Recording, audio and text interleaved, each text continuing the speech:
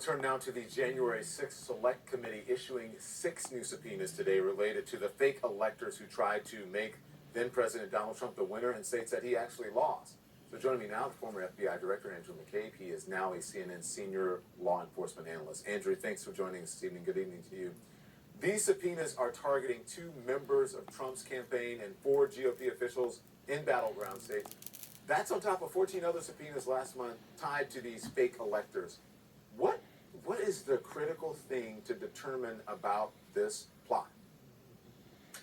Well, Don, excuse me, this all comes back to the documents that the committee came across several weeks ago that indicated that these lists of fake electors, GOP electors, had been submitted by some states to the National Archives and to the process in an effort to try to overturn the results of the election.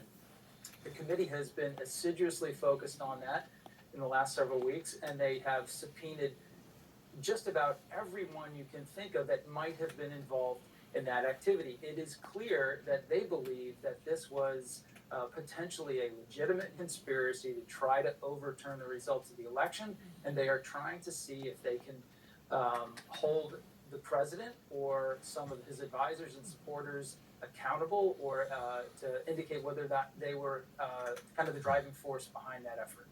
The Select Committee says it has, quote, credible evidence that Roman Brown, the 2 former Trump campaign officials subpoenaed today, encouraged state legislators to appoint slates of fake electors, to after the results of the election. How big of a deal is that the campaign may have been directly involved in this scheme?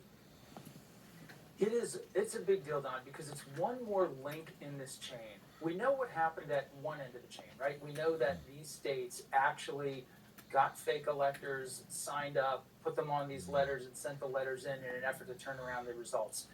The other end of the chain, you have the person who would have benefited from that activity, which is, of course, the former president. So they're trying to connect the former president with what actually happened. So to know that someone from his campaign, somebody working directly for his election interest, was actually in contact with these state officials and trying to persuade them to do exactly what they did, really brings the 2 ends of that chain together in a very damaging way for the Trump folks. Andrew, Chairman Thompson says that, Vinnie Thompson says that they're looking for records and testimony. Are these people likely to cooperate? Do they have a choice?